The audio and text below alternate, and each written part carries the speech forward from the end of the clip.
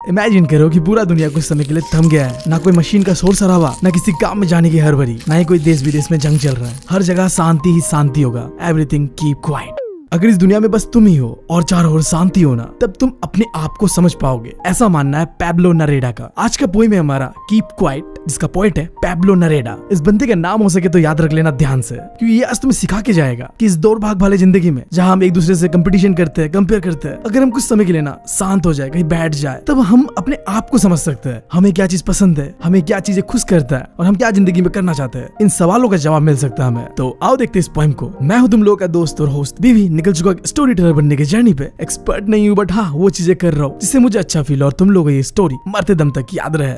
Poem का start होता है इस लाइन से, जहाँ पैब्लो नरेडा हमारा पोएट कहता है हमें कि चलो काउंट करते हैं 12 तक एंड देन बिल्कुल शांत हो जाते हैं। अगर तुम कुछ भी कर रहे हो ना इस वक्त, वो करना छोड़ दो और शांत हो जाओ। चलो बस एक बार के लिए हम पूरी दुनिया में किसी भी लैंग्वेज में बातें नहीं करते, बस शांत रहते हैं। अब देखो पूरी दुनिया में हम अलग अलग लैंग्वेजेस में बातें करते हैं। कई बार ऐसा होता है कि हम लैंग्वेज के चक्कर पे एक दूसरे की बातों को समझ नहीं पाते और लड़ाइयाँ होता है। खुद हमारे देश पे देख लो, कोई कन्नड़ा के लिए लड़ाई कर रहा है, कोई मराठी के लिए लड़ाई कर रहा है, और कोई आसामीज लैंग्वेज के लिए लड़ाई कर रहा है। ये सारी चीजें क्या कर रहा है, हमें डिवाइड कर रहा है। तो पैब्लो नरेडा का कहना है कि बस एक बार के लिए हम कोई भी लैंग्वेज पे बातें नहीं करते, बस शांत रहते हैं, जिससे हम यूनाइट हो जाएंगे। और इसी के साथ साथ चलो बस एक सेकंड के लिए अपने हाथों को ज्यादा मूव नहीं करते हैं। अब ये सिंबलाइज कर रहा है जो हम भागते रहते हैं अपनी दुनिया में, हमें ये चाहिए वो चाहिए, हमेशा बिजी रहता है। किसी को बेस्ट बनना है तो किसी को बकचोदी करना है। इस सारी चीजें बस एक सेकंड के लिए छोड़ देते हैं। चलो बिल्कुल शांत हो जाते हैं और कुछ नहीं करते। तो जब हम ऐसा करेंगे ना, तो वो पल बहुत ही खूबसूरत होगा, एक्सोटिक होगा। क्योंकि जब हम कुछ नहीं करेंगे तो हम किसी भी चीज के लिए भाग नहीं रहे होंगे,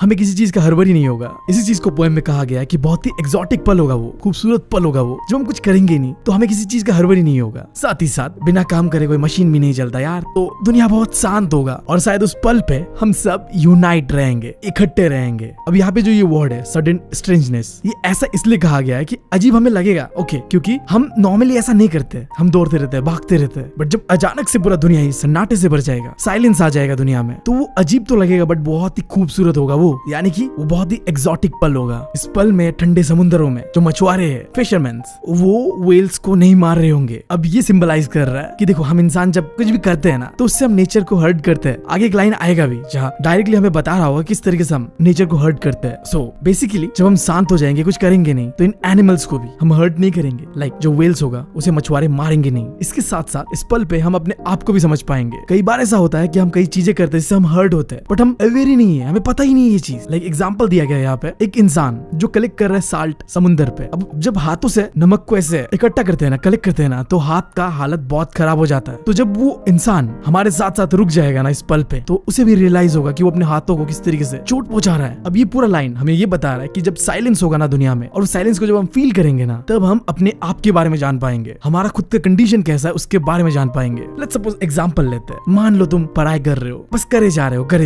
क्या सही में तुम्हें वो करना है और कैसे करना है कुछ समझ नहीं आ रहा है। जब भी ऐसा फील हो ना, तो कुछ पल के लिए शांत हो जाओ और सोचो क्या जो तुम करना चाह रहे हो, करना चाहते हो सही में। अगर नहीं चाहते तो छोड़ दो यार। एक मिनट रुक जाओ यार। मेरा मतलब ये नहीं कि पढ़ाई वढ़ाई छोड़ के बखेती करने लग जाओ, मतलब मेरा मतलब ये है कि कभी कभी हम थक जाते हैं, तो उस समय हमें ब्रेक का जरूरत होता है। और जब हम अपने आप को समझेंगे तो हमें पता होगा कि हमें कब ब्रेक लेना है, क्योंकि हम इंसान है यार, थकते हैं, हम एक चीज से बोर हो जाते हैं, तो थोड़ा ब्रेक लेने के बाद एनर्जेटिक हो गया, हम दोबारा उसी चीज को कर सकते हैं।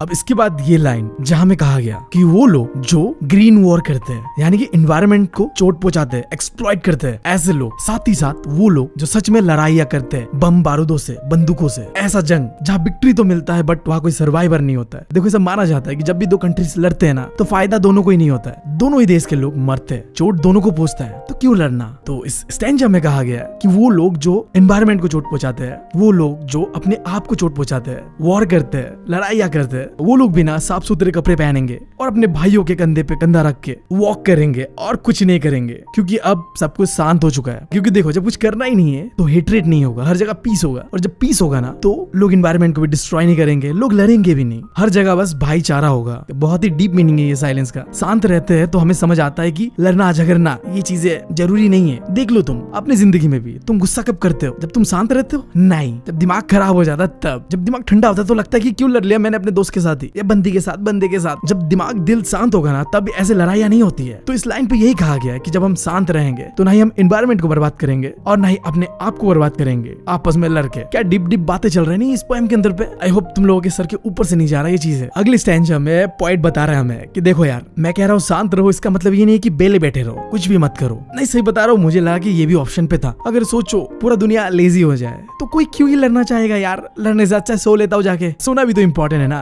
तो सही में यार, अगर पूरी दुनिया में सारे के सारे लोग लेजी होते ना तो भी शांति होता दुनिया में, कोई लड़ाई झगड़ा नहीं होता, सब हम पीसफुली रहते हैं क्योंकि हम सब लेजी है यार। खैर ऑफ टॉपिक नहीं जाता है, मुद्दे पे आता है।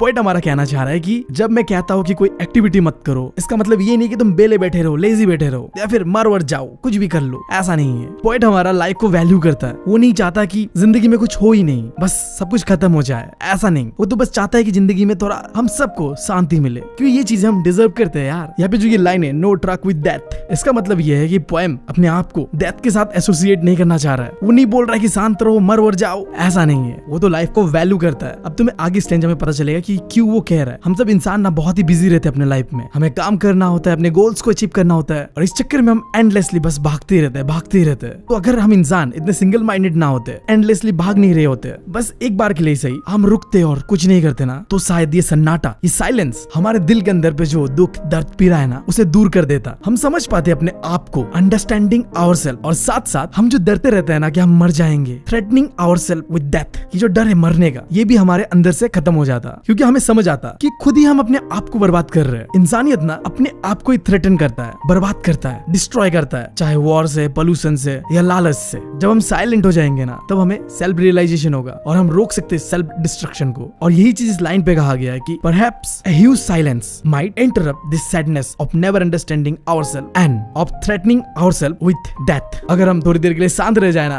तो शायद हम अपने आप को समझ पाएंगे और हम जो बर्बादी कर रहे हैं अपने हाथों से, इन चीजों को भी रोक पाएंगे। और जब हम ये चीजें रोक लेंगे तो हम कभी भी सैड नहीं रहेंगे। अब ये सारी चीजें बताने के बाद पोएट आखिर में हमें कहता है कि हमें ना लाइफ का असली मतलब सीखना चाहिए हमारे मदर अर्थ से। कई बार जो हमारा मदर अर्थ यानी नेचर है, वहाँ हम देखते हैं कि चीजें ना बिल्कुल मर सा गया है, मुरझा सा गया है। फॉर एग्जाम्पल विंटर में जो गच्छिया होते हैं ना, वो बेजान हो जाते हैं, मुरझा जाते हैं। बट इसका मतलब ये नहीं कि उनका अंत हो चुका है। समय बीतता है, एंड आता है स्प्रिंग, जहाँ उनके अंदर पे लाइफ दोबारा वापस आ जाता है। अब ये एग्जाम्पल से हमें ये समझाया जा रहा है कि देखो, थोड़ा सा रुकना, थोड़ा सा ठहर जाना, थोड़ा शांत हो जाना हमें सिखाता है कि शांत होने के बाद हम दोबारा अपने आप को रिचार्ज कर सकते हैं, उसी एनर्जी के साथ वापस आ सकते हैं। तो यार जिंदगी में ठहरना बहुत ज्यादा जरूरी है। इसी के साथ आखिरी लाइन जहाँ में पैब्लो नरेडा कहता है कि अब मैं काउंट करूंगा 1 से लेके 12 तक और यहाँ से चले जाऊंगा और तुम सब थोड़ी देर के लिए शांत रहना। तो चलो, जस्ट फॉर द 12 सेकेंड्स हम अपने आंखें बंद करते हैं और शांत रहते हैं और अपने आप को फील करते हैं।